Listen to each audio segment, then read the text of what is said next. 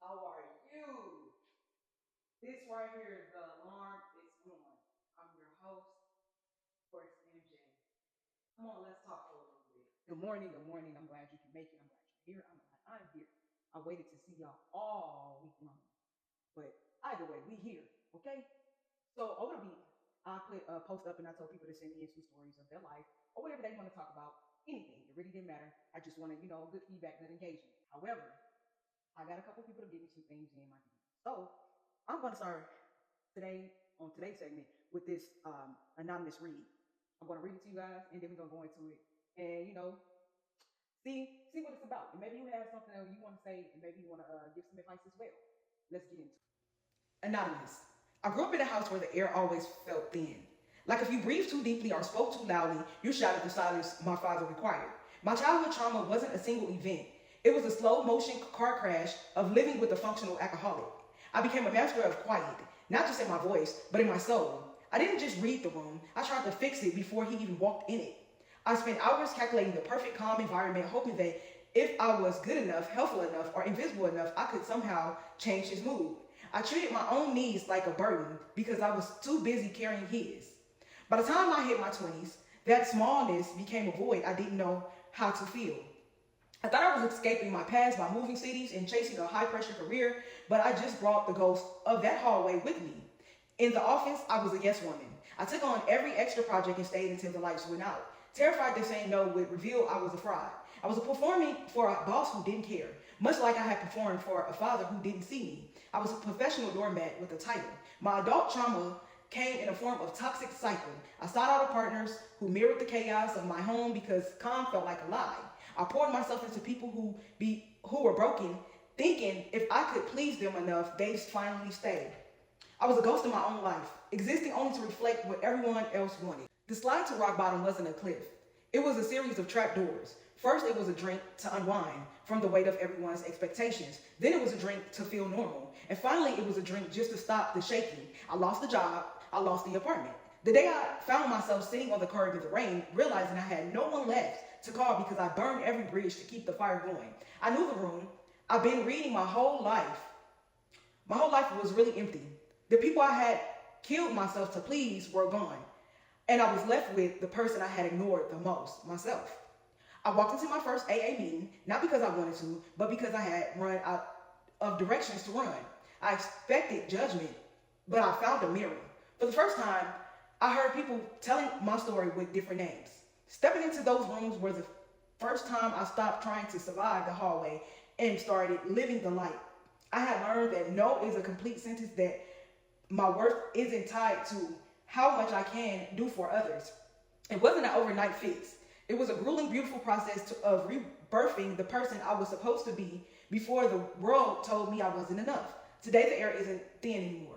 I'm not small, I'm sober, I'm present, and for the first time in my life, I'm actually home. Anonymous. Great story, beautiful. First, I want to say thank you so much for allowing me to read this story and give people insight on people pleasing. I know it's not easy to be vulnerable, especially with a stranger. So I'm so thankful that you took the time to, be vulnerable and let your hair down and just let people into your world. I appreciate you so much. I hope that you're still successful in your journey. I know that you are. And if you need to reach out about anything, don't hesitate. If you got something else you want to bring to the table, want to talk about, most definitely DM me. I appreciate you. But the questions I have tonight are, who are you trying to save right now to avoid saving yourself? That's a good question. And I'm going to answer that because for a long time, I struggled with that, trying to save others, and the only one that's hurting is me. The only one that's hurting is me. Everybody, after they done using you up, and they gone, and they live, and they move and do whatever they gonna do, the only person that's hurting is you. Again, the question was, who are you trying to save right now to avoid saving yourself? Don't save nobody. Get yourself together. Focus on you. Next question. Does your partner love you, or do they remind you of what you're used to? That is a good question. For a lot of years, for 11 years, let's be clear. Being in a marriage full of trauma bonding and full of toxicity. And most definitely, I feel like it wasn't really love. It's just the comfortability of knowing we went through the same things. And we both were trying to fix each other. And there's no fixing each other. There's no fixing each other. So again, the question was, does your partner love you, or do they just remind you of what you're used to? A lot of us fall for that. A lot of us fall for situations where we're stuck and we settle, not even knowingly or knowingly, all because we're comfortable. Because that's just what we used to seeing, the cycle of our parents, the cycle of, oh, well, my auntie, my cousin, they know they doing this, so it gotta be right. Nah. Next question. When was the last time you chose peace over a vibe? And I've been choosing peace a lot. I choose to keep the peace. Forget a vibe.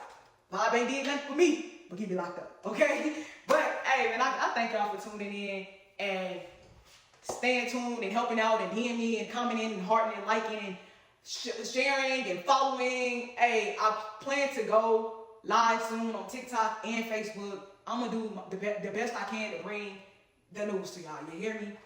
Hey, I'm glad y'all came. I'm glad y'all aware of people pleasing. So what we going to do today is we are going to stop saying yes, but say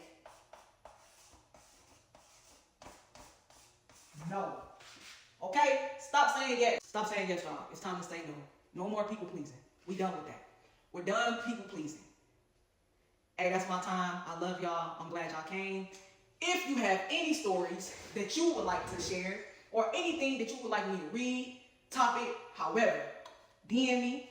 Let me know. I will be going live tomorrow, 9 a.m. I hope you'll be there because I'll be there. God bless. Y'all have a very good, blessed day. Stay productive and stay positive. Good vibes on.